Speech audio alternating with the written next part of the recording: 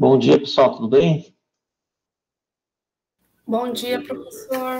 Bom dia, professor. Olha, hoje é terça-feira, dia 30 de novembro. Já chegamos aí a uma semana da nossa disciplina, passa rápido demais, né? Mas uma semaninha, vocês fazendo um feijão com arroz, estarão de férias, né? Então basta fazer o que deve ser feito. A gente hoje vai falar, logicamente, dos textos, e abordaremos também duas espécies de provas, que é a prova testemunhal e a prova de busca e apreensão. Sobre os textos, assim, já até para acalmar vocês, assim, ficam preocupados, eu sei, faz parte com a atividade avaliativa, ao final eu vou fazer alguns comentários sobre ele e decidir, em razão até do cumprimento do nosso cronograma, por ter que explicar essas duas provas hoje, fazer uma atividade por escrito mesmo, tá? Vocês vão ter 24 horas para fazer uma atividade por escrito sobre o texto e vai ser, já está disponível no SIGA, mas vocês só vão poder ter acesso, até para as duas turmas poderem ter acesso juntos, à meia-noite de hoje para amanhã, 24 horas. Então, na outra meia-noite, até a outra meia-noite, vocês podem responder. São duas questões só discursivas sobre o texto, que com certeza vocês leram nesse final de semana para preparar para esse dia de hoje. Tá ok? Aí esse texto, essas questões, valem mais 5 pontos, ou seja, 2,5 ponto uma questão, 2,5 ponto outra.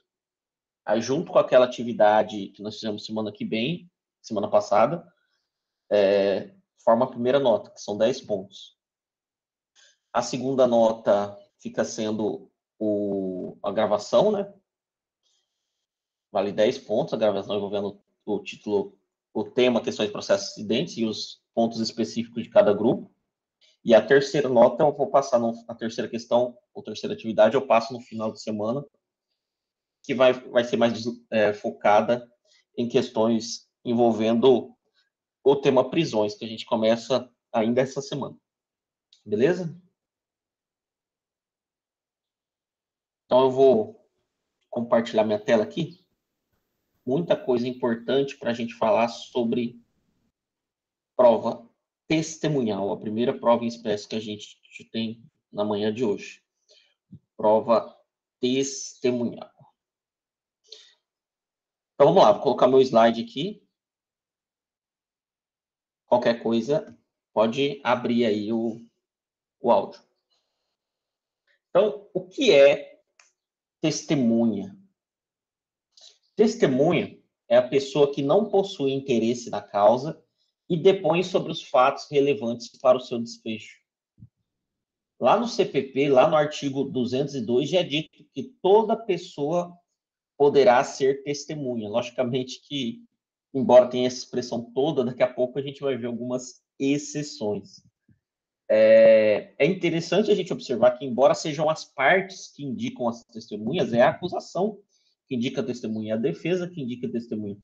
Tem essa ideia inicial, conceitual, que eu acho que é mais uma falácia, de que a testemunha não tem interesse na causa, né?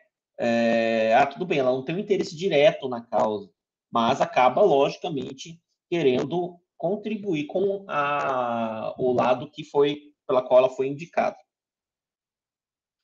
O artigo 203 do CPP, vou abrir aqui, pessoal, para vocês localizarem no CPP, ó, abre o CPP aí, lá, ó, 202. A partir desse artigo começa a ser tratado sobre testemunhas, ó. E aí eu estou extraindo alguns artigos do CPP e colocando no slide, mas daqui a pouco eu olho também lá no CPP. O artigo 203 fala sobre o compromisso, algo que é bem comum a gente ouvir falar também, que a testemunha fará, sob palavra de honra, a promessa de dizer a verdade do que souber e lhe for perguntado, devendo declarar seu nome, sua idade, seu estado e sua residência, sua profissão, lugar onde exerce suas atividades, se é parente e em que grau de alguma das partes, ou quais suas relações com qualquer delas, e relatar o que souber, explicando sempre as razões de sua ciência ou as circunstâncias pelas quais possa avaliar-se sua credibilidade. Olha que interessante isso, gente. A gente lembra aqui essa ideia de prestar compromisso, né? A testemunha presta compromisso sob sua palavra de honra. É interessante isso porque, ora, a pessoa fala aquela questão bonita que presta compromisso de dizer a verdade, somente a verdade, mas muitas vezes ela mente ali, né? E vem a gente a compreender que essa ideia aí de que a pessoa vai ali falar ali sobre a palavra de honra, vai honrar o que está falando, muitas vezes não tem impacto nenhum. A questão é, como eu já vou ver, a gente vai ver no próximo slide, se pegar na mentira, existe um crime, né? Crime de falso testemunho. Vamos lá. O 211 do CPP diz que se o juiz, ao pronunciar sentença final, reconhecer que alguma testemunha fez afirmação falsa, calou ou negou a verdade, remeterá a cópia do depoimento à autoridade policial para instauração de inquérito. Tendo o depoimento sido prestado em plenário de julgamento, aqui no júri, né, o juiz, ao proferir decisão na audiência ou o próprio conselho de sentença, os jurados, após a votação dos requisitos, poderão apresentar imediatamente a testemunha à autoridade policial. Mas, afinal, qual o crime que a testemunha pratica? Ela pratica o crime de falso testemunho. Fazer afirmação falsa ou negar ou calar a verdade como testemunha, só vou ler essa parte. A pena é de reclusão de 2 a 4 anos e multa. Artigo 342 do Código Penal. E é interessante, quando a gente para pensar exclusivamente na testemunha, que a testemunha é uma realidade de todo tipo de processo. Processo civil, trabalhista, penal. Então, num processo trabalhista também, se ficar diagnosticado que aquela pessoa testemunha mentiu, ela também vai responder pelo crime de falso testemunho. Aqui, nesse caso, tem até essa súmula 165 do STJ, que no caso de processo trabalhista, esse processo criminal, em razão do falso testemunho, vai correr na Justiça Federal. Então, é interessante isso para a gente perceber o seguinte, né? Essa testemunha tem o dever de dizer a verdade, sob pena de praticar o crime de falso testemunho. Essa frase que eu disse agora, o próprio juiz vai relatar ela antes dela iniciar a sua inquirição, antes de iniciar o seu depoimento. Então, tem que ter muito cuidado com a versão que ela vai dizer agora. Jacir, o simples fato do juiz não acatar a versão que aquela testemunha apresentou vai fazer com que ele remeta os autos para a delegacia para investigar um falso testemunho? Lógico que não. Tanto é que responder por esse crime de falso testemunho é bastante difícil. Não é comum responder por esse crime de falso testemunho. É bastante difícil. Então, normalmente, o crime de falso testemunho é quando o cenário é bastante gritante, fica diagnosticado na própria audiência que a pessoa está mentindo, está sendo leviana. Então, não é algo comum responder pelo crime de falso testemunho. Aqui a doutrina traz algumas nomenclaturas envolvendo esse tema testemunhas. Tá? Algumas nomenclaturas interessantes, ou não, né? Nomenclaturas que servem para a gente guardar algumas expressões. O que é uma testemunha direta? É aquela que presenciou o fato. É a chamada testemunha ocular. Testemunha indireta é aquela que soube o fato por intermédio de outras pessoas. Essa daí é muito fraca. É a testemunha do ouvir falar. A testemunha indireta é bastante questionada numa audiência, se ela for arrolada. Arrolada significa que ela foi listada como testemunha. Que é a testemunha do ouvir falar, mas ouviu falar, mas a senhora estava lá? O senhor estava lá? Não, não estava. Dá uma questão de descrédito, perda de credibilidade da testemunha. Numerárias são as testemunhas arroladas, indicadas pelas partes, que prestam compromisso, e a gente vai ver daqui a pouco que cada procedimento tem um número máximo de testemunhas que a gente pode indicar. Extranumerárias são aquelas ouvidas por iniciativa do magistrado. Vamos ler esse artigo aqui, ó. Artigo 209 do CPP. Olha só o que diz o artigo 209 do CPP. Vou copiar ele no chat. Ó. Logicamente que aqui a gente tem que levar em consideração aquela questão do juiz não ser protagonista, mas o CPP prevê que o juiz, quando julgar necessário, poderá ouvir testemunhas além das indicadas pelas partes. Muito cuidado e, repito, muita cautela em relação a isso. Informantes. O que é uma testemunha informante? Que, na verdade, nem é testemunha, é um mero informante. São pessoas que não se sujeitam ao compromisso de dizer a verdade. Nós vamos ler o artigo 208 do CPP para verificar quem que são esses informantes, gente. Muito comum isso na prática, tá? Quando que uma pessoa não vai prestar o compromisso de dizer a verdade e mesmo assim vai ser ouvida. 208 do CPP, vamos lá.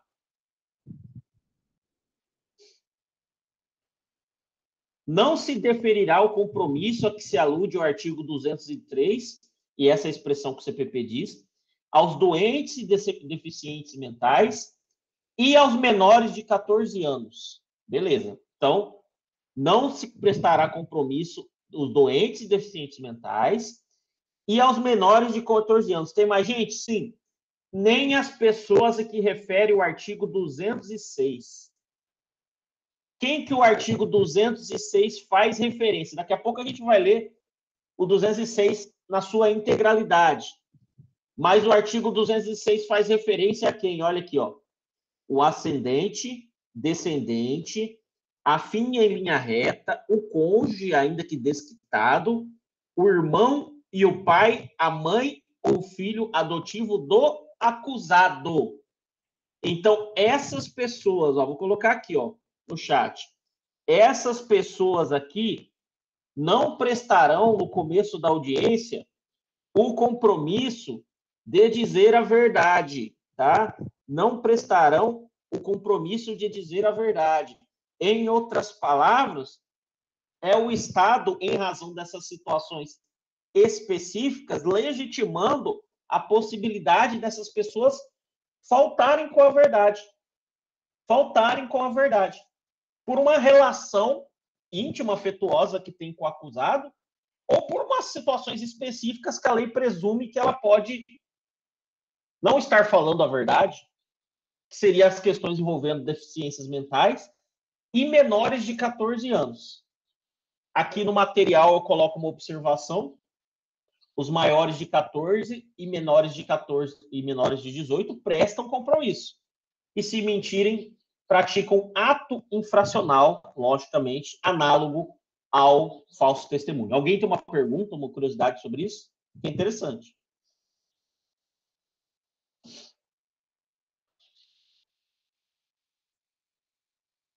Questão da prova testemunhal, vocês que em breve estarão estudando para o exame de ordem, ou quem já estuda para outro concurso, bastante comum ser cobrado em provas objetivas. Por quê?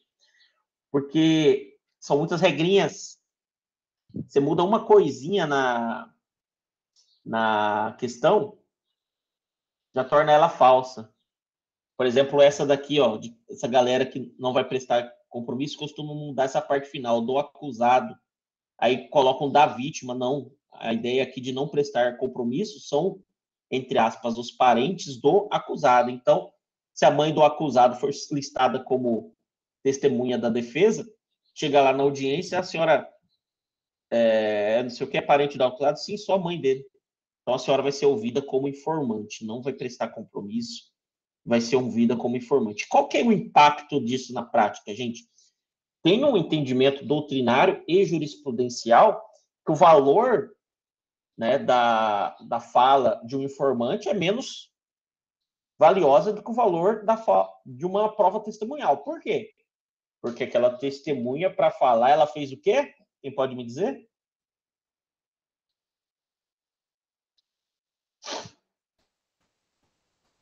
Professor, pode repetir, fazendo um favor? Tem a compreensão que o valor do que uma informante fala tem menos peso do que o valor do que uma testemunha fala. Por quê? Porque ele vai informar algo que aconteceu, alguma coisa assim? Pelo compromisso de dizer a verdade? Isso eu acabei de falar, porque a testemunha prestou o compromisso de dizer a verdade, exatamente. Sim. Tá? Não esqueçam isso, tá? Vou voltar.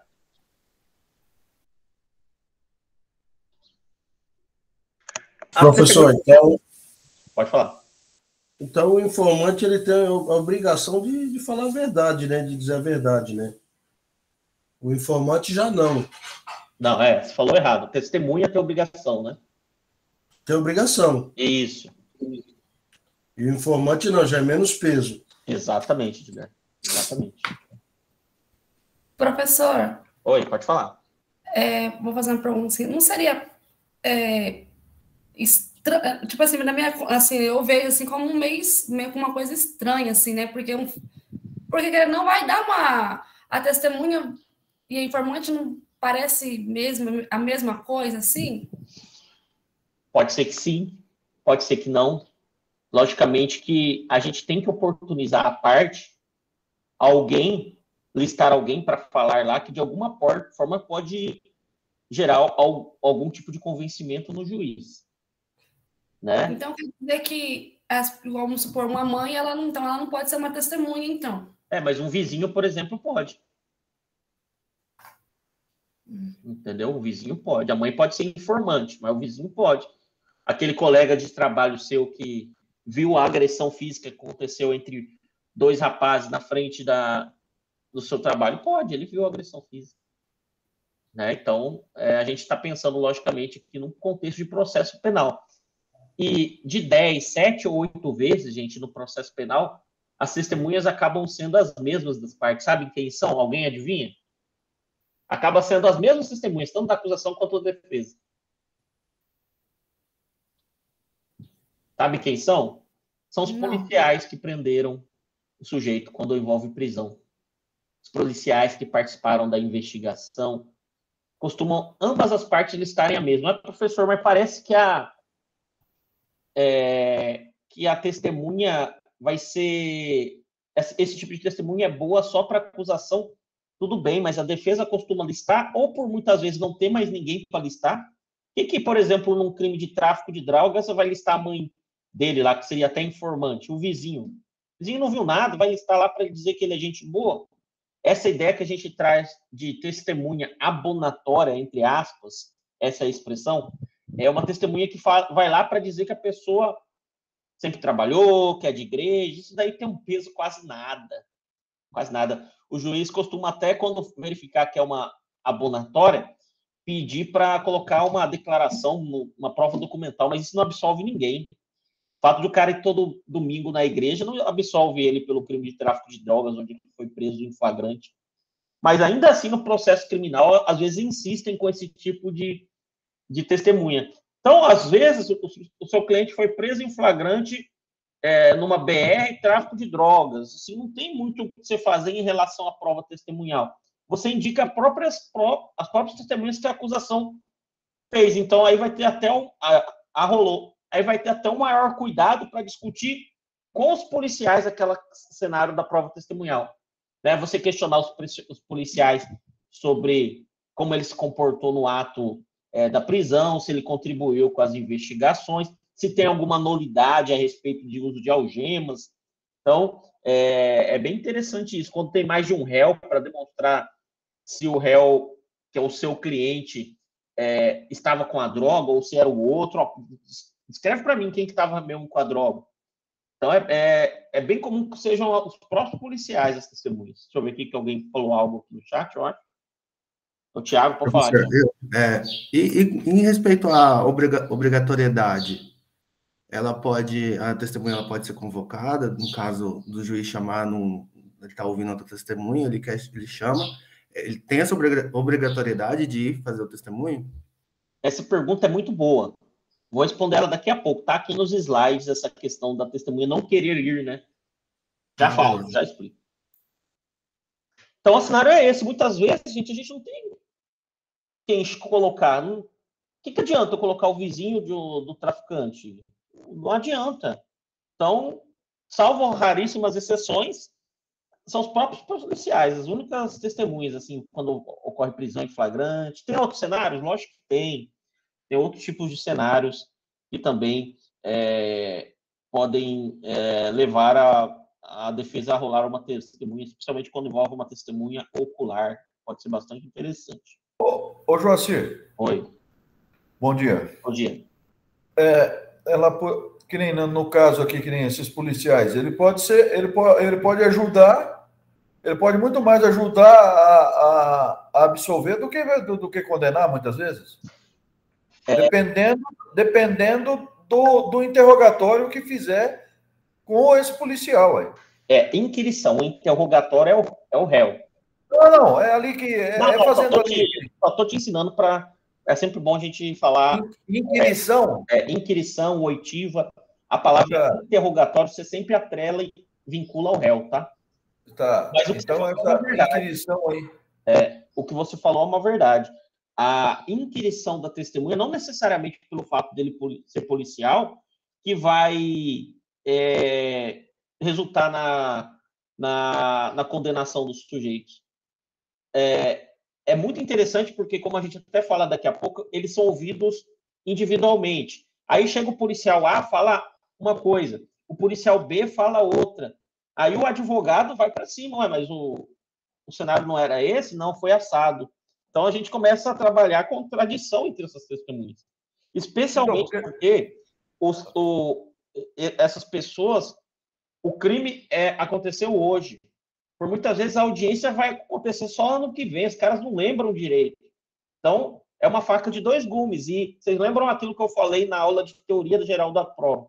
Compete à defesa realizar e tornar aquela prova que inicialmente é da acusação um descrédito, né? Causar a dúvida na cabeça do julgador. Pode falar. Joacir. Não, é porque muitas vezes o que é que acontece? Se o advogado for um advogado esperto, vamos dizer assim, certo?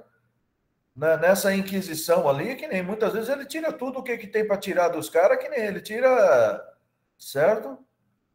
Sim. Tá? É como se tirar leite de onça, velho, que nem aí o cara consegue tudo, que nem pode conseguir a absolvição do réu.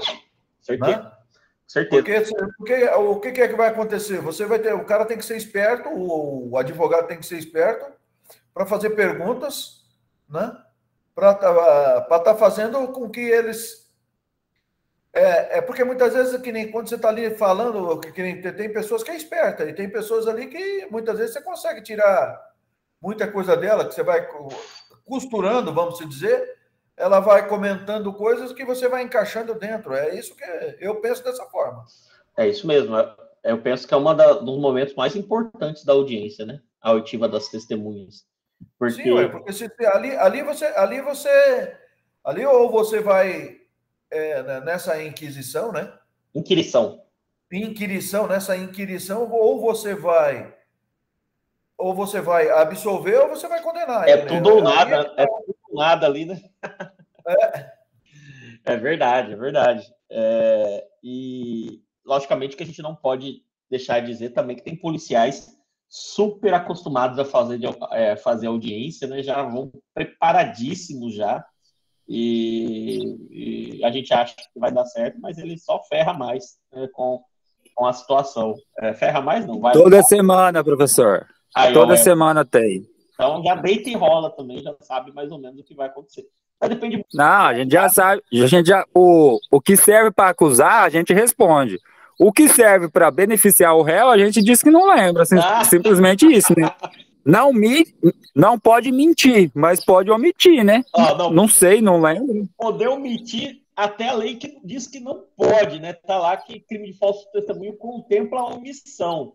Mas Ô, Everson, você não vai pro céu, velho. na verdade, né? Não tem como dizer, né?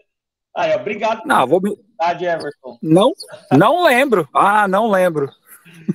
Essa Mas o mais importante, professor... É igual o réu, né, Everson? O réu também pode falar isso, né? Que não lembra, né? É, pode. Quem quer falar aí? Mais alguém?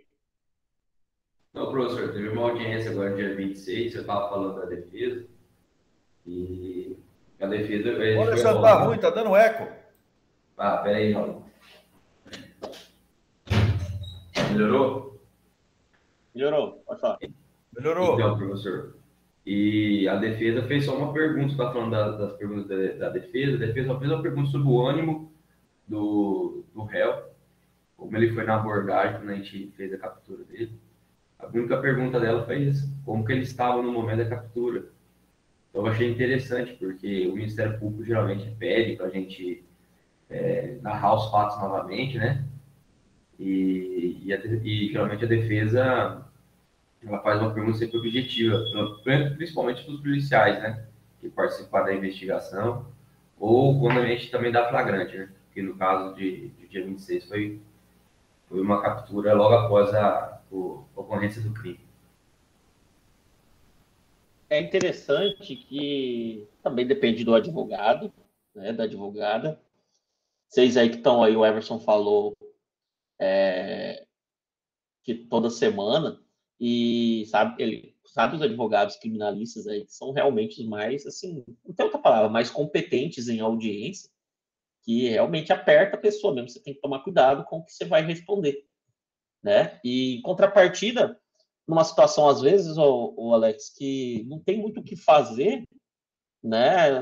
Não adianta muito tipo de pergunta, né? Você já está trabalhando, o advogado, com a dosimetria da pena, para o seu cliente pegar a menor pena possível, né? Então, essa questão de ânimo talvez envolva até a própria, né, contribuição nas investigações, esse tipo de coisa. Às vezes você sabe que não tem o que absolver, situação de flagrância, não tem o que absolver, então você já trabalha uma ideia de menor pena possível. Vocês já devem ter vivenciado isso. Ele, no ato da prisão, ele resistiu, e depois ele indicou onde estava droga, como que foi isso, tal. Não, indicou, colaborou, beleza. Tal. Então você já está trabalhando, já ferrou, já vai ser condenado. Então vamos trabalhar para ele pegar a menor pena possível.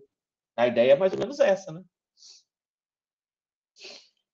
Então tá ok. Vou compartilhar a tela. Obrigado pela contribuição dos colegas. Isso enriquece bastante a aula, porque a prova testemunhal é uma prova bastante importante. A própria e imprópria. Repito, aqui eu estou falando de nomenclaturas utilizadas pela doutrina. Própria é uma testemunha que é ouvida sobre o fato criminoso, né? Ela está lá para dar a sua versão sobre o fato criminoso, o que ela presenciou. E o que é testemunha imprópria? Isso é interessante, é uma testemunha relacionada a algum ato ao longo da persecução penal ou criminal, que significa ao longo, desde o inquérito até o processo. Mas como assim, professor? Olha comigo esse artigo 304, parágrafo 3º do CPP. Olha só, tem outros exemplos, mas eu peguei esse, 304, parágrafo 3º. A gente está numa situação de prisão em flagrante e o acusado se recusou a assinar o auto de prisão em flagrante dele. Olha o que diz o CPP. Quando o acusado se recusar a assinar, não souber ou não puder fazê-lo, o auto de prisão em flagrante será assinado por 2 testemunhas que tenham ouvido sua leitura na presença deste. Então, perceba que não são testemunhas ligadas ao fato criminoso, mas testemunhas que estão ali para referendar a recusa do réu em assinar o auto de prisão em flagrante. Vai recusar de assinar? Beleza, 2 testemunhas, 2 policiais, sei lá. Vocês vão atestar aqui que ele se recusou a assinar. Então, uma testemunha que a gente diz como imprópria, beleza?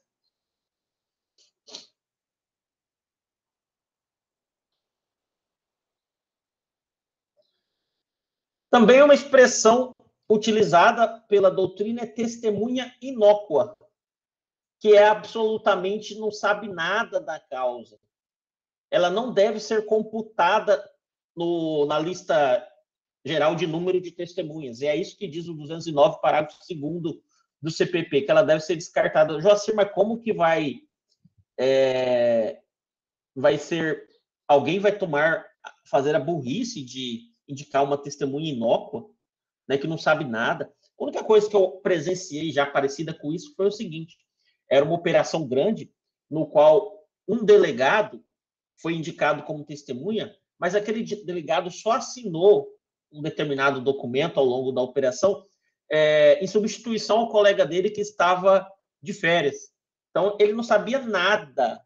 A gente chegou na audiência, ele foi falar e falou: doutor, excelência, eu efetivamente não acompanhei essa investigação, eu estava lá e minha assinatura está aí só porque eu substituí fulano durante tal ato. Então, é uma testemunha inócua, que não sabe absolutamente nada da causa. A doutrina e a legislação, aqui, o 222, parágrafo 3º, também traz a possibilidade de depoimento ou inquirição remota, testemunho por videoconferência, muito comum, especialmente, não sei como vai ser daqui para frente, né, gente?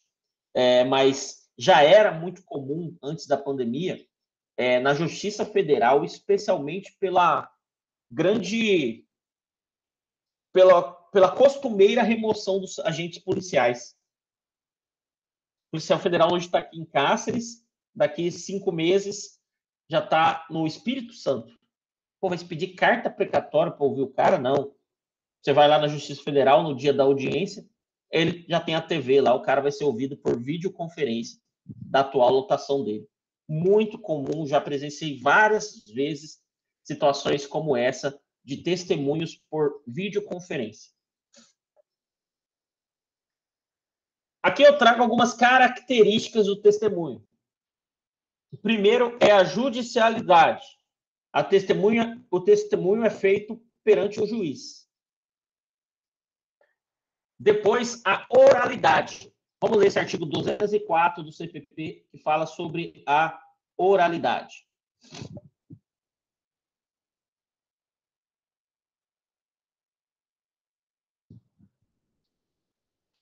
O depoimento será prestado oralmente, não sendo permitida a testemunha trazê-lo pelo escrito.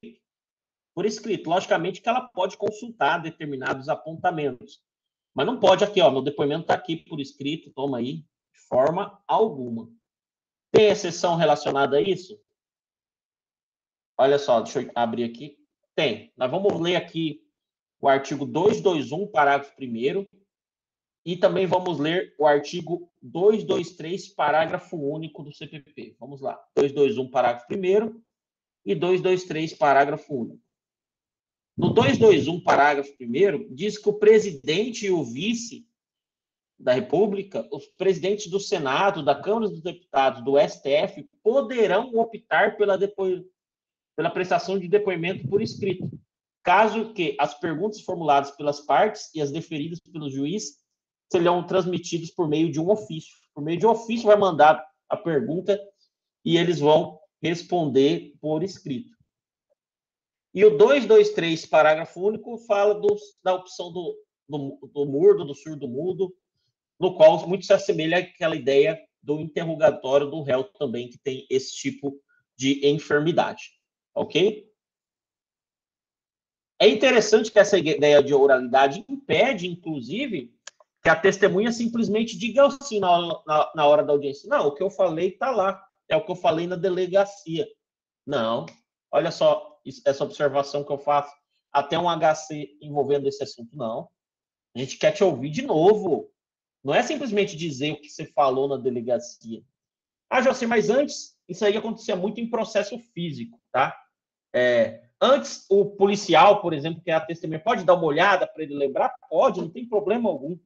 Como eu falei, a nossa memória vai sumindo ao longo dos tempos, né? Vai piorando. Então, não tem problema nenhum dar uma lembrada. Muito comum essa cena. O policial pega assim, lembrei. Aí começa a falar. Tão corriqueiro que é a participação dele em ações policiais, né?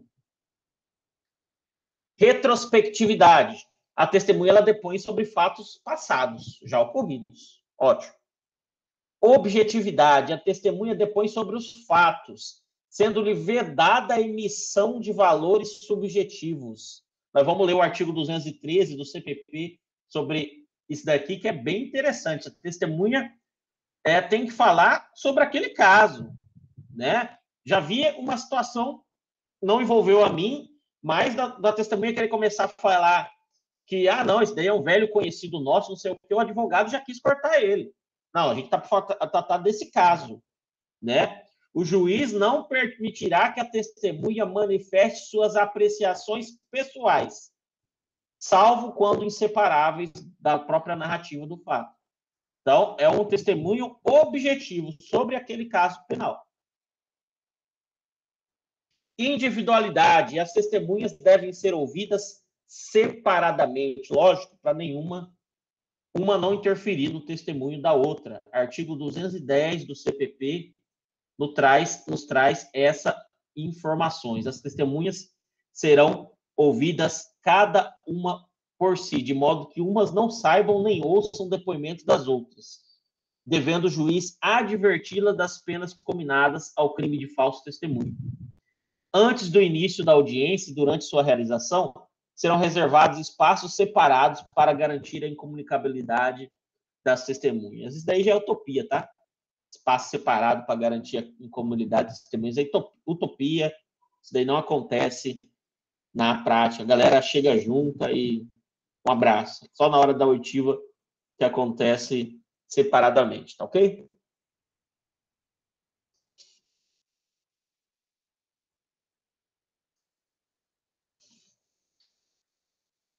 Sobre a quantidade. Qual que é a quantidade de testemunha que acusação e defesa podem arrolar? Depende. Vale ressaltar que não entram nesse número de testemunhas, nesse rol total, as inócuas, que são aquelas que eu disse que não sabem nada, as referidas. Quem que são as testemunhas referidas? São as indicadas pelo juiz, que eu comentei agora há pouco. E também as que não prestam compromisso. É o caso das informantes. Então, eu trago aqui uma tabela para vocês, dizendo aqui o número de testemunhos de acordo com cada rito. Joacir, o que é rito? É a forma que o processo se desenvolve, gente. O direito processual penal 3 cuida disso daqui, rito sumário, ordinário, sumaríssimo. No júri, no direito processual penal 3, ano que vem, vocês estudam como que funcionam as fases do júri. Então, eu trago aqui só para uma questão, para vocês enxergarem melhor isso, quanto que a gente pode indicar de testemunhas no máximo. No máximo, não tem mínimo, e você indica no máximo se você quiser. No procedimento comum ordinário, 8. No comum sumário, 5. No sumaríssimo, há uma omissão na lei, e a doutrina indica o número de 3. Na primeira fase do júri, 8. Na segunda fase do júri, 5. E na lei de drogas, 5 testemunhas. Joacir, é o número total, soma de um e de outro? Não. Acusação, número máximo, defesa, número máximo. Tá? Então, limites que são contados individualmente para cada uma das partes, tá ok? Recusa e impedimento. Olha que interessante isso também. Existem determinadas pessoas que podem recusar, se está escrito errado aqui, a depor, e outras que a lei já determina que elas são impedidas de testemunhar. Então, a gente vai ver aqui hipóteses de recusa e hipóteses de impedimento. Quem pode se recusar a depor? Vamos ver, artigo 206 do CPP.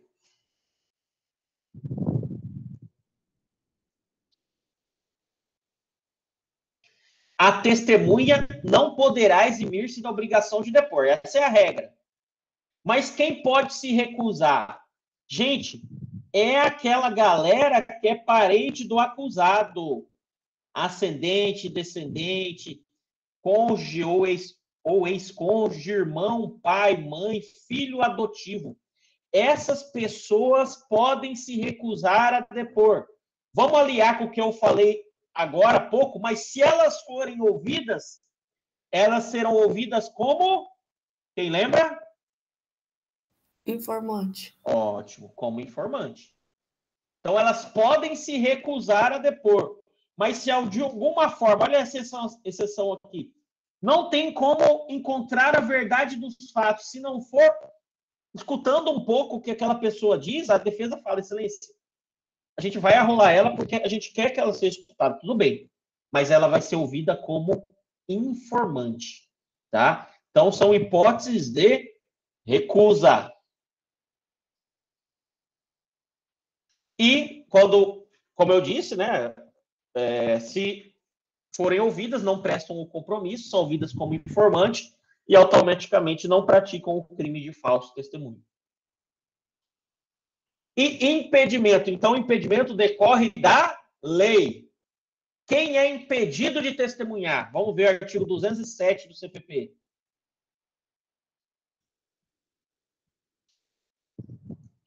Quem é impedido de testemunhar? Artigo 207 do CPP. Vamos lá. São proibidas de depor as pessoas que, em razão de função, ministério, ofício ou profissão, devam guardar segredo, salvo se desobrigadas pela parte interessada, quiserem dar o seu testemunho. Vou até colocar aqui, ó. São proibidas de depor as pessoas que, em razão de função, ministério, ofício ou profissão, devam guardar segredo, exceto se desobrigadas pela parte interessada. Aí quiserem dar o seu testemunho. Vamos ver quem são essas pessoas. O colega já adiantou, colocou a figura do padre. Então, tais pessoas não podem depor, ainda que pretendam, exceto quando desobrigadas pela parte interessada. Assim, um fiel pode ser desobrigado, pode desobrigar o padre de guardar o segredo do confessionário. Sendo desobrigadas, em caso de depoimento, serão compromissadas e faltarem com a verdade, incorrem em falso testemunho. Isso é interessante. Essas pessoas, então, como o padre, se ela for desobrigada e for testemunhar, ela é vista como testemunha, não é como informante, não. Mas a lei, como utiliza essas expressões ofício, função, a doutrina trabalha melhor elas, tá? Então, o que seria essa função que tornaria a pessoa impedida? A ideia de função é um encargo oriundo de lei, decisão judicial ou contrato. Exemplo, uma função pública. O que seria um ministério? O ministério decorre de atividade religiosa. Então, o acusado confessou a morte que matou alguém para o padre, é uma hipótese que decorre da atividade religiosa. O ofício é uma atividade de cunho manual, mecânica. Um exemplo, a secretária de um advogado que teve acesso a determinadas informações sigilosas e criminosas, tá? E profissão, eu, advogado, natureza intelectual, com fim lucrativo, psicólogo, são pessoas que podem ter acesso a uma confissão a respeito da prática de um crime e estou impedido por lei de depor, de ser ouvido como testemunha, salvo se desobrigado pela parte interessada. Alguém tem alguma dúvida sobre isso? Professor, eu tenho. Pode falar. Na verdade, vamos supor que um psicólogo vai um cliente lá e fala que abusou de uma criança, então ele não pode falar nada. O psicólogo não pode falar nada, tem que ficar quieto ali. A princípio, sim. A não ser que, igual o senhor falou, né? Ou... se ele for desobrigado, né? Isso. Pode falar. Ô, professor, o laudo, então, no caso do psicanalista, do psicólogo, ele é dado como parte de informante ou ele é parte do processo? Ele não é, tipo, normalmente eles vão lá no júri, né, para falar sobre o réu. A gente está falando... eu entendi a sua pergunta. A gente está falando do seguinte contexto. Primeiro, eu vou a uma psicóloga por interesse particular meu. E lá, por exemplo, relato que agrido com frequência a minha cônjuge. Né? Isso é uma coisa. Então, isso que eu estou falando aqui, de que essa pessoa não pode querer atuar como testemunha contra mim. Agora, o que você falou é outra. Eu estou respondendo um determinado processo, contrato a gente vai até estudar isso essa semana, uma pessoa que atua como um assistente, similar a um perito, para discutir documentalmente, que ele confeccione o laudo. Então, eu estou contratando ele para, com a expertise dele, ele questione um laudo pericial, lá oficial do Estado, em meu favor. Então, aí é diferente. Entendeu? Então, são cenários diferentes. Um é um cenário extraprocessual, totalmente à parte, um é um cenário intraprocessual, endoprocessual, no qual eu estou querendo discutir a validade das provas lá, contratando uma pessoa. Essa pessoa, beleza, eu já estou pagando por ela. Mais alguém?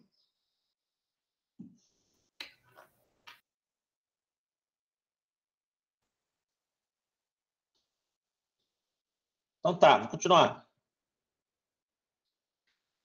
Gente, inquirição direta das testemunhas. É interessante isso. Por que eu faço esse relato, né? Desde 2008, as testemunhas são ouvidas, as perguntas são feitas diretamente pelas partes para as testemunhas. Não tem essa de eu, Joacir Defesa, perguntar para o juiz e o juiz repassar a pergunta para a testemunha. Não. Na verdade, acontece da seguinte forma nos dias de hoje. Eu vou já abrindo o artigo 212 do CPP aqui. Funciona assim. Eu arrolei a testemunha, o juiz já passa a palavra direto para mim. Olha o que diz o CPP. As perguntas serão formuladas pelas partes diretamente à testemunha, não admitindo o juiz aquelas que induzirem respostas, não tiverem relação com a causa ou importarem repetição do que outra já foi respondida. Então, perceba que o juiz fica só cuidando desses detalhes. O advogado faz uma pergunta que quer induzir a resposta. O juiz fala, não, doutor, refaça a sua pergunta, por favor. Mas não é ele que pergunta direto à testemunha. O que ele faz, no máximo, é relacionar, fazer algum questionamento sobre um ponto não esclarecido ao final. Mas as perguntas são feitas diretamente pelas partes. Isso é interessante, sabe por quê? Porque semana passada, na sexta-feira, eu falei para vocês que no interrogatório do réu, é o juiz que começa perguntando, lendo a denúncia, fazendo uma pergunta geral. Depois ele passa a palavra para as partes. Aqui não. Testemunha fulano de tal, testemunha da acusação, passa a palavra para o Ministério Público. É assim. Então, não é o juiz que começa perguntando. Ele faz, depois das perguntas de ambos, né, por causa do contraditório, ambos vão ter o direito de fazer perguntas. Ele pode questionar sobre algum ponto duvidoso.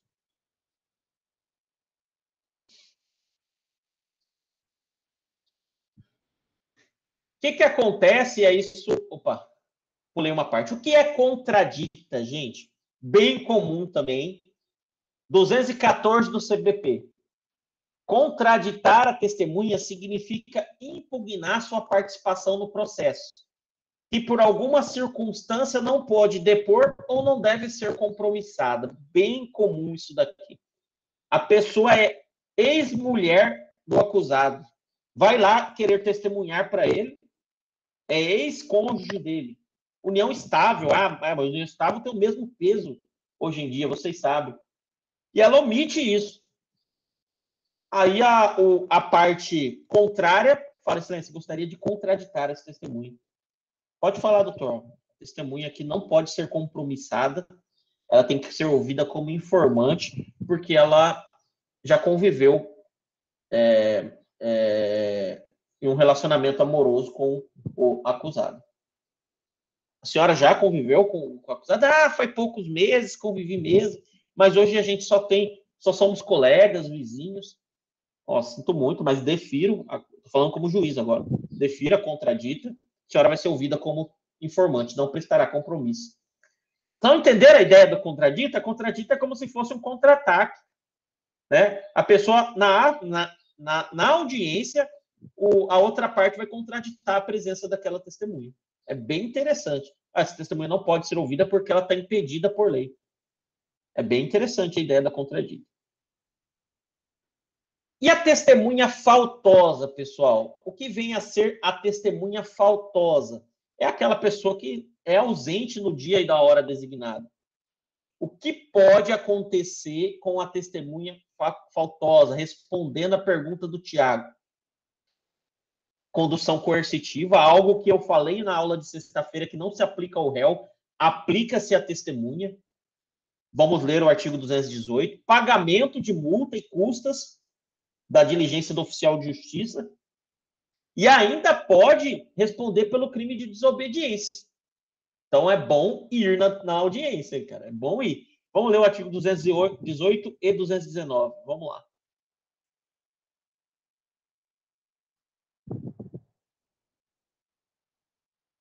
Se regularmente intimada a testemunha deixar de comparecer sem motivo justificado, o juiz poderá requisitar a autoridade policial a sua apresentação ou determinar seja conduzida por oficial de justiça, que poderá solicitar o auxílio de força pública. O juiz poderá aplicar à testemunha faltosa a multa prevista no artigo 453, sem prejuízo do processo penal pelo crime de desobediência e condená-la ao pagamento das custas de diligência. Logicamente, eu vou falar, antes dele tomar essas condutas, algo que acontece muito na prática, a testemunha faltou, o juiz fala para a parte, o senhor vai insistir na testemunha? Aí, às vezes, a parte vai falar assim, não, dispenso ela. A outra testemunha já foi suficiente, eu dispenso. Muito comum isso. Mas eu falar, não, eu vou insistir, faltou, aplica essas consequências aí. Não são consequências simples, não. Né? São consequências até um pouco pesadas. E se ela faltar por igual eu falei, por motivos justos? Aí ela vai provar e tal, ela vai ter que... Se a parte insistir, aí vai remarcar a audiência. Ah, tá. Ô, professor. Oi. O senhor já teve a experiência de ver essas custas sendo pagas? Não. Como que é? Não. É porque eu também nunca vi. Às vezes a gente explica o que está na lei, mas as coisas acontecem mais informalmente, né? Doutor, cadê sua testemunha? Tal, vou ligar para ela aqui, excelência. Tá vindo aí, vamos aguardar um pouquinho. Ela tinha esquecido, doutor. Se eu indiquei a testemunha e ela não está querendo ir, aí eu já vou lá e desisto dela, coloco outra no lugar. Então, costuma ser mais ou menos assim. É, porque eu já cumpri uma coercitiva, mas depois eu não vi nenhum tipo de pagamento, de custo, de diligência. E se também fosse pagar, como que eles iam fazer esse cálculo? Sinceramente, eu não sei. Eu só sei que se você abrir lá uma questão de condução da nossa aula, eu não vou abrir agora. Esse artigo 219 faz menção ao artigo 453 do CPP. Se eu não me engano, envolve rito do júri.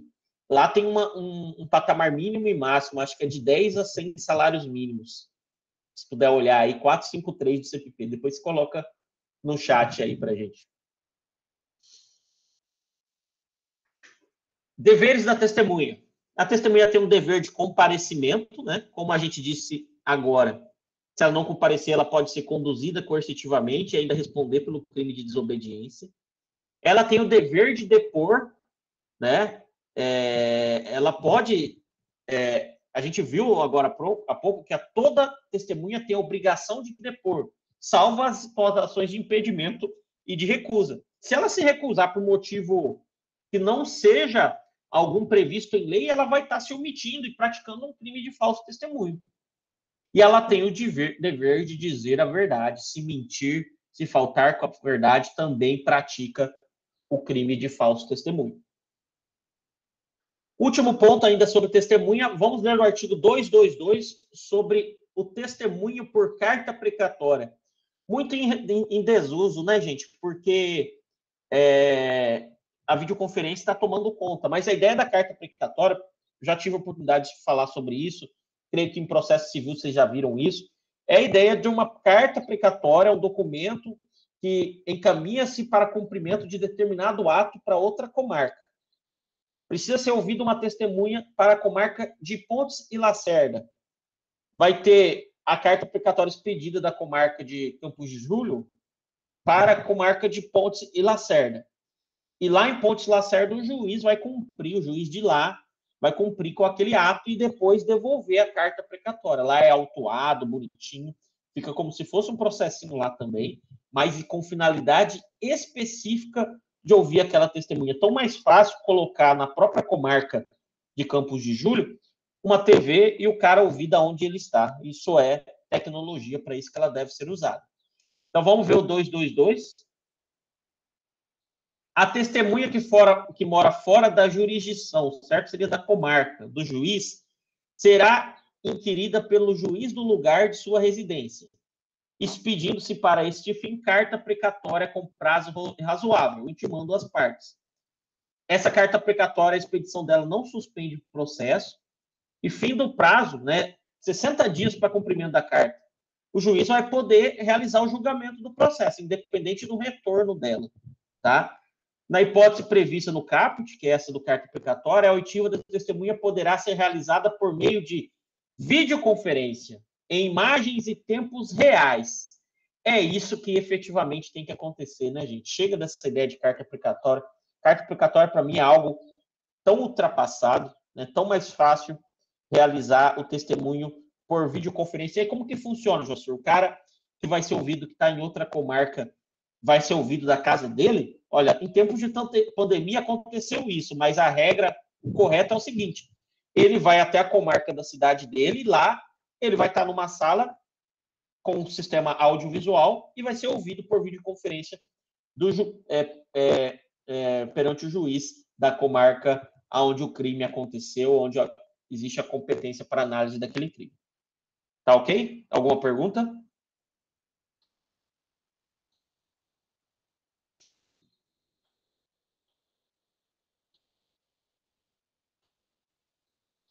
Essa, então, foi a prova testemunhal, gente. A gente vai dar continuidade agora para estudarmos busca e apreensão, tá? Aí você vai ter que abrir o 4.3, parágrafo 2º agora, o 436, tá? Vamos falar sobre busca e apreensão. Só vamos fazer um intervalinho de 1 minutinho, vou pegar uma água, já volto, tá?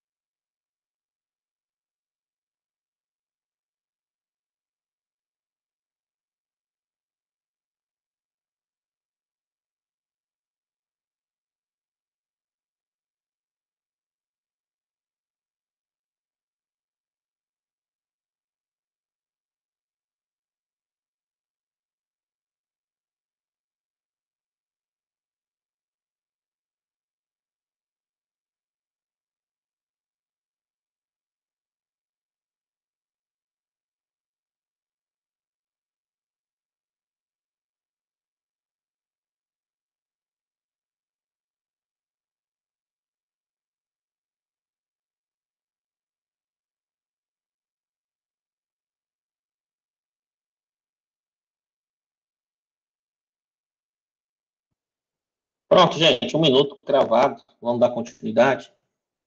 Vou falar um pouco agora sobre busca e apreensão. Antes de colocar o slide aqui para vocês, só quero lembrar o seguinte. A busca e a apreensão, ela é estudada junto com as demais provas em espécie, mas ela é um meio de obtenção de prova. Meio de obtenção, por exemplo, de uma prova documental. Meio de obtenção da materialidade delitiva, quem sabe. Então, com isso na cabeça, vamos dar uma olhada nos slides.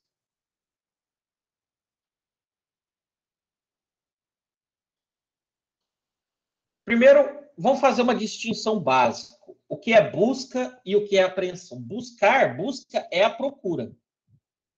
É a diligência destinada à localização de pessoa ou coisa que guarde relação de interesse com determinado delito. Tá? Então, busca é o ato de diligenciar. A apreensão já é a restrição jurídica. Né? Pode ser a liberdade de uma pessoa, quando a gente pensa até na apreensão de um menor, ou a posse de coisa certa, como em razão dessa coisa ter algum tipo de vínculo com um delito.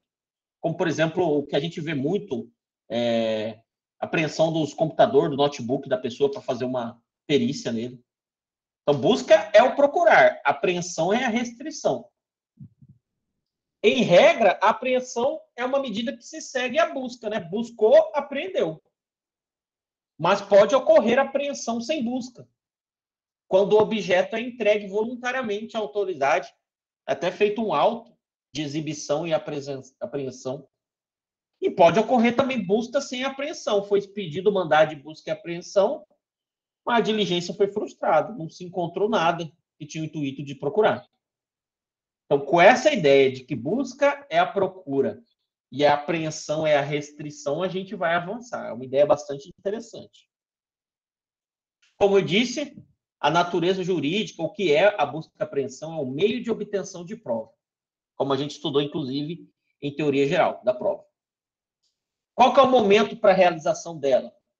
Ela pode acontecer antes do início da persecução penal, do inquérito, pode ser a mola propulsora para a abertura de um inquérito, pode acontecer durante a persecução penal, e a lei, por mais difícil, eu nunca verifiquei, e esquisito que seja, oportuniza a realização de diligências até na fase recursal. O 616 do CPP traz isso. Ó. No julgamento das apelações, poderá o tribunal, câmara ou turma proceder a novo interrogatório do réu, requerir testemunhas ou determinar outras diligências. Muito incomum isso, sinceramente. Mas antes da persecução penal, ótimo, uma busca que vai resultar numa apreensão numa blitz, algo bem comum, e isso vai ser a mola propulsora para a instauração de um inquérito, caso encontre substância entorpecente no carro, por exemplo. Durante, tudo bem, já iniciou as investigações e foi expedido mandado para busca e apreensão para determinada casa, aquela casa investigada por ser suposto ponto de tráfico. Ótimo. Mas na fase recursal, repito, embora essa previsão legal, muito esquisito, não tem outra palavra. Quais são as espécies de busca que existem no nosso ordenamento? Nós temos a busca domiciliar e a busca pessoal. Vamos falar primeiro da busca domiciliar. Gente, o conceito de casa, de domicílio, ele é dado na legislação brasileira pelo Código Penal. Quando lá se fala em crime de violação de domicílio, o legislador, no artigo 150, parágrafo 4, traz o conceito de casa. É um conceito amplo, olha aqui. A expressão casa compreende qualquer compartimento habitado, aposento ocupado em habitação coletiva, compartimento não aberto ao público onde alguém exerce atividade ou profissão. É ou não é amplo? Muito amplo, não é simplesmente a casa onde a gente mora, local onde a gente exerce profissão, local habitado coletivamente. Interessantíssimo isso. E a gente vai ver os reflexos disso no mandado de busca e apreensão. É importante a gente observar que a Constituição, lá no inciso 11 do artigo 5º, traz para nós a inviolabilidade do domicílio. A casa ela é asilo inviolável do indivíduo. Ninguém nela podendo penetrar sem consentimento do morador, exceto em caso de flagrante delito ou desastre, para prestar socorro ou durante o dia por determinação judicial. Vou fazer um esqueminha aqui para vocês no próximo slide, mas o que importa para nós é esse fim. Para cumprir o mandado de busca e apreensão, tem que respeitar o durante o dia. Daqui a pouco eu falo mais sobre isso. Então, durante a noite, pode ingressar na casa de outrem, de outra pessoa por qual motivo? Se ela consentir, situação de flagrante delito, desastre e para prestar socorro. Essas são as hipóteses à noite. Durante o dia, que é, segundo compreensão majoritária e respeitado especificidades e particularidades costumeiras de algumas regiões, a gente já pode pensar em relações a sítios, grandes centros, mas a regra geral é que é um intervalo de 6 às 18 horas, pode entrar na casa de outra pessoa com consentimento, na hipótese de flagrante, desastre, para prestar socorro e para cumprir mandado judicial. E qual o mandado judicial que a gente se preocupa aqui? Mandado de busca e apreensão. Então, o mandado de busca e apreensão deve ser cumprido durante o dia. Antes de abrir a palavra para vocês, deve ter alguém curioso a respeito disso. Uma observação. Se a busca domiciliar for iniciada durante o dia, mas é uma busca minuciosa numa mansão, numa fazenda, caso for necessário, pode se estender além das 18 horas, porque a interrupção do ato pode gerar algum tipo de prejuízo. Então, a gente tem que ler o 240, parágrafo 1º, e o 241 e seguintes, mas antes, pergunto a vocês, alguma curiosidade, alguma dúvida? Interessante isso daqui. Nesse caso ali, então, aqui, que nem no caso ali, só uma questão já... Porque, então, aquele caso do Daniel lá, que nem o Moraes lá, ele pegou, foi totalmente, então, ele extrapolou ali, saiu fora do que está no Código e do que está na Constituição. Mas nesse caso dele não foi prisão, não? Foi, então, foi prisão. Mas foi à noite. Eu estou tratando de busca e apreensão. Ah, de busca e apreensão. Isso. Vou falar sobre o caso, inclusive tem um link dele, vou falar na aula de prisão, tá? Ah, tá.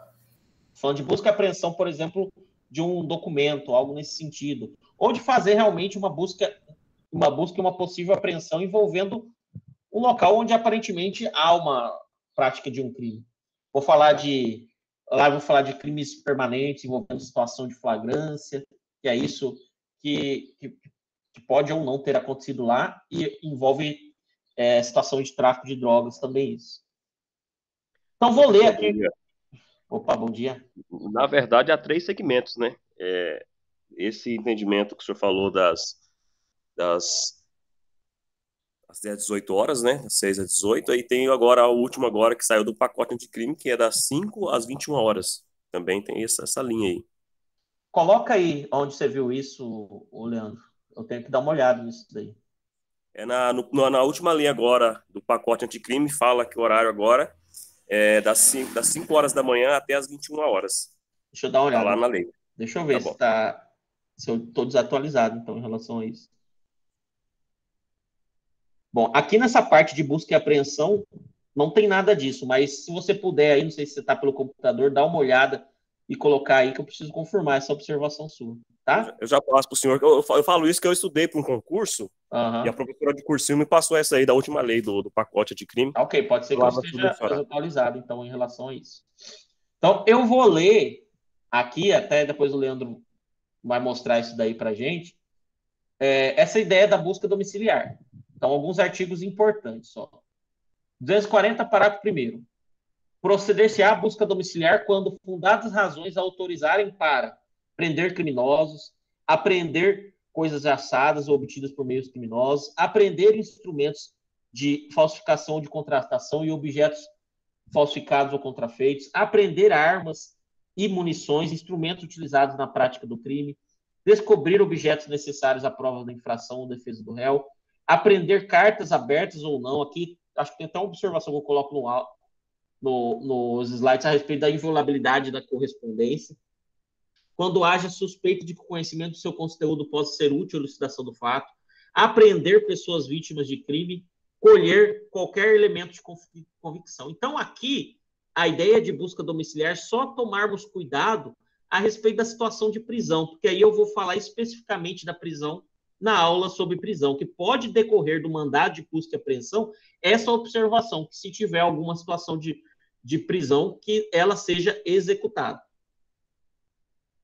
Eu vou ler aqui o 241, que fala também de busca domiciliar. Quando a própria autoridade policial ou judiciária não a realizar pessoalmente, a busca domiciliar deverá ser precedida de expedição de mandado. Vamos ler esses artigos para fazer algumas observações, tá? É interessante o que é uma situação, por exemplo, nesse artigo 241.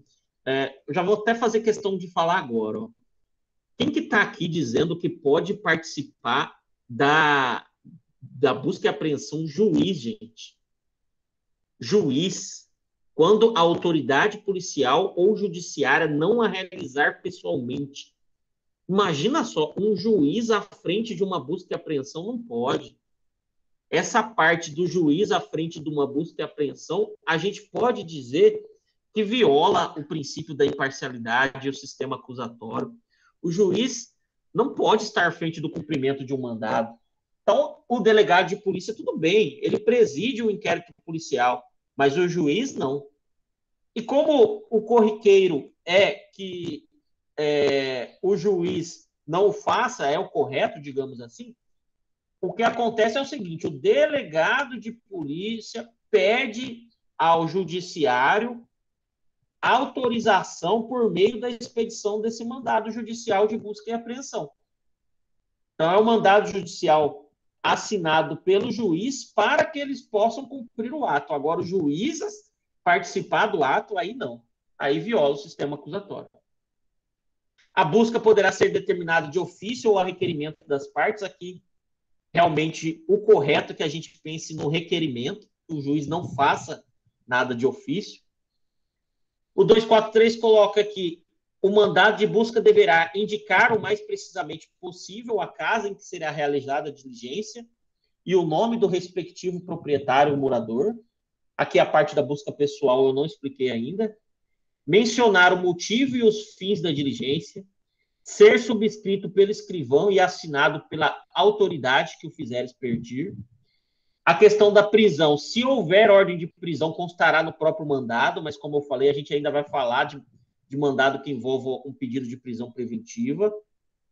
Não será permitida a apreensão de documento em poder do defensor do acusado, ou seja, até por uma questão de prerrogativa do advogado, não poderá prender documento em posse dele, exceto quando constituir elemento do corpo de delito. O 244 fala de busca pessoal, vou para o 245.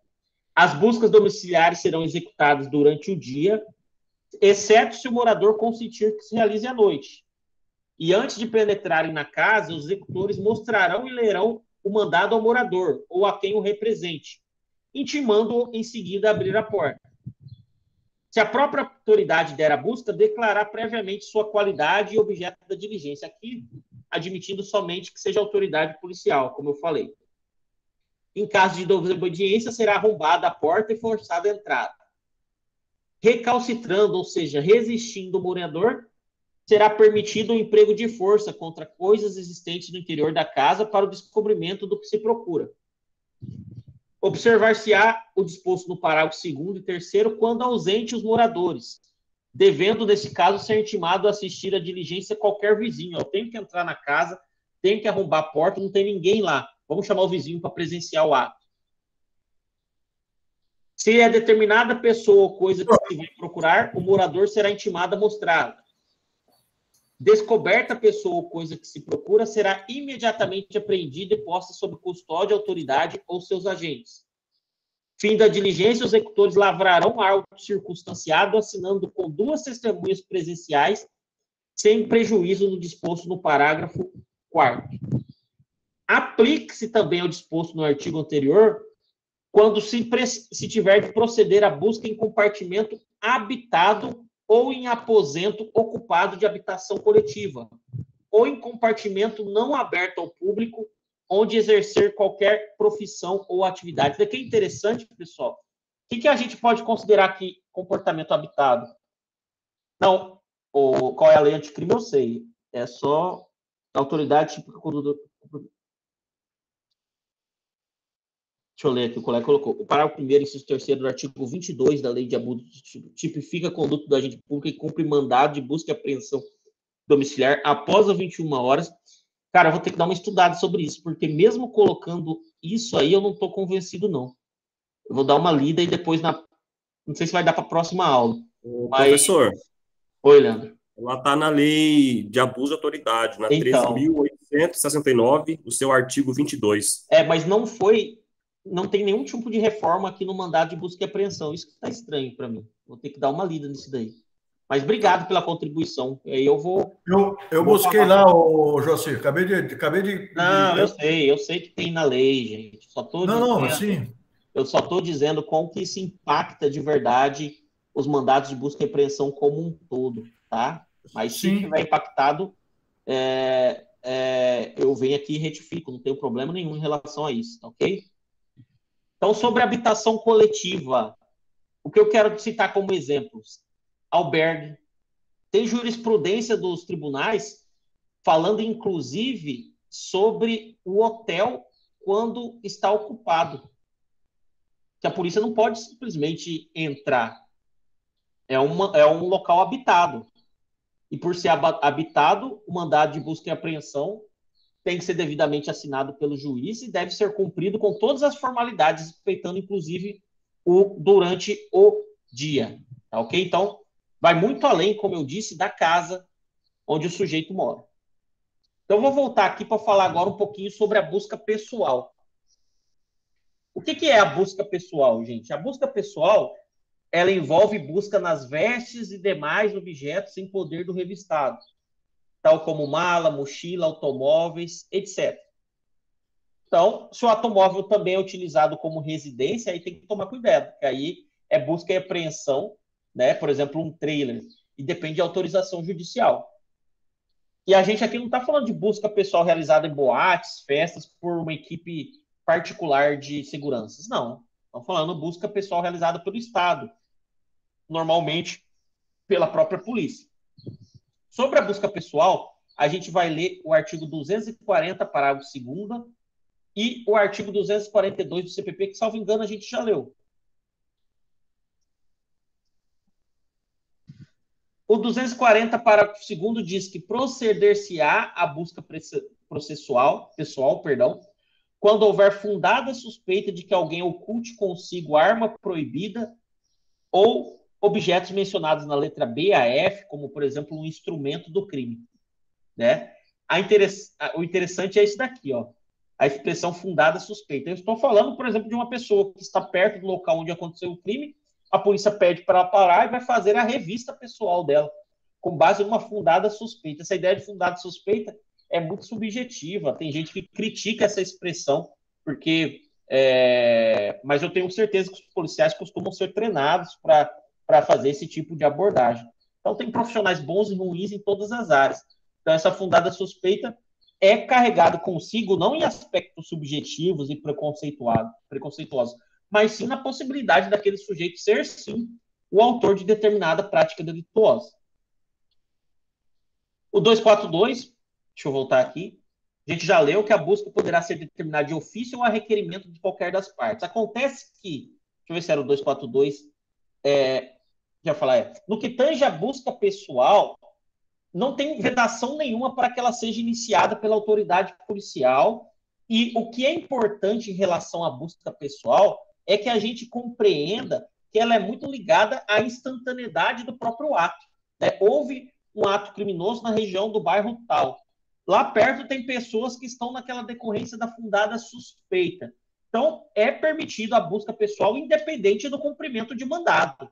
Né? Então, a regra é que, o 243 até fala isso, que a busca pessoal careça, seja independente de um mandado judicial. Vamos ler o artigo 243 e depois ler o 244 e o 249 que traz exceções. 243. O mandado de busca deverá, 243, indicar daqui da busca e apreensão domiciliar. Deixa eu ver qual que fala. Aqui, 244. A busca pessoal independerá de mandado, no caso de prisão ou quando houver fundada suspeita de que a pessoa esteja na posse de arma proibida ou de objetos ou papéis que constituam corpo de delito ou quando a medida for determinada no curso da busca domiciliar. Então, é assim. Então, se existe determinada, fundada suspeita de que a pessoa está na posse de uma arma na rua, a busca pessoal tem que ser feita, independe de um mandado judicial. Também acontece a busca pessoal nas vestimentas da pessoa no ato de prisão. Também pode acontecer a busca pessoal no cumprimento de um mandado de busca domiciliar. As pessoas estão dentro da casa, vamos fazer a revista dela, não tem problema nenhum.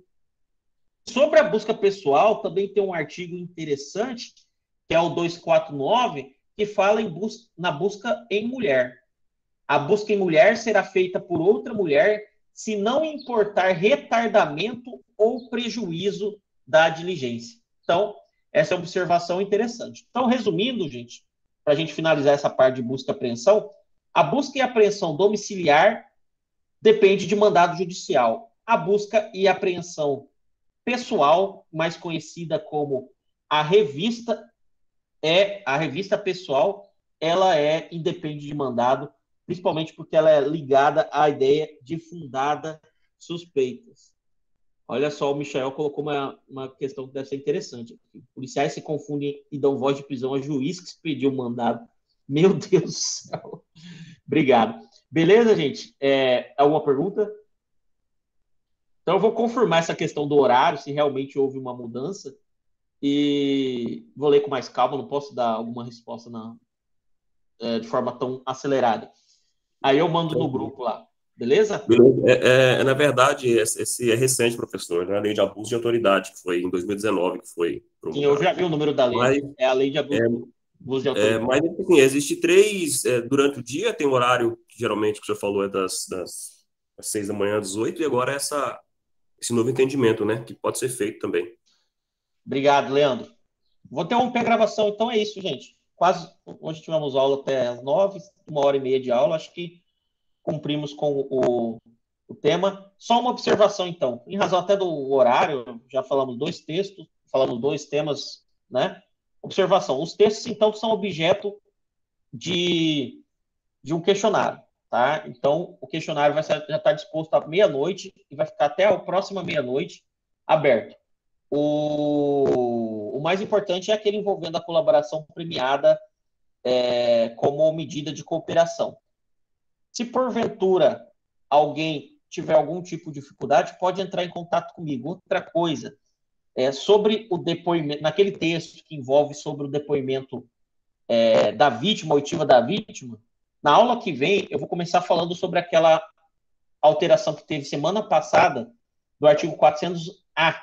Isso é muito novo, porque passou a questão de ter um maior cuidado como a vítima é ouvida, o respeito que a vítima deve ter, que as partes devem ter com a vítima em razão da própria situação da Mariana Ferrer, que ficou bem conhecida no país. Então, no começo da aula que vem eu falo sobre esse artigo 400-A, e se alguém ficou com alguma dúvida em relação a esses textos que não envolvam o questionário, peço que entre em contato comigo. Tá bom? Vou interromper a gravação. No mais, desejar um ótimo dia a vocês. Muito obrigado.